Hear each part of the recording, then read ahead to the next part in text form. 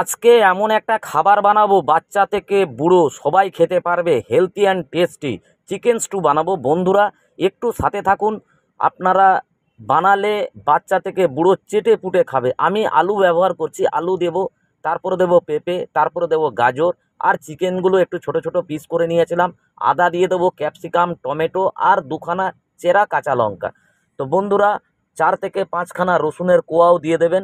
আর হালকা তেলে, তেল শুধু নামমাত্র দিয়েছি, খুন্তিটা খুব সুন্দর করে চালাবেন যাতে হালকা ফ্রাই করে নেবেন। আর পরিমাণ মতো নুন আর হলুদ দেবেন। আমি হলুদ যে কোনো রান্নায় ব্যবহার করি। আর অল্প অল্প করে জল দিয়ে একটু ঢাকা চাপা দিয়ে সিদ্ধ হতে দেবেন। মশলা ছাড়া চিকেন স্টু দারুণ লাগবে খেতে। আপনারা পরিমাণ মতো জল দিয়ে আবার ঢাকা চাপা দিয়ে দেবেন।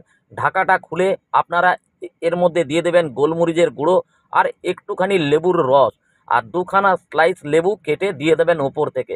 তো কেমন লাগলো আজকের রেসিপিটা? অবশ্যই লাইক কমেন্ট শেয়ার করে পাশে থাকবেন।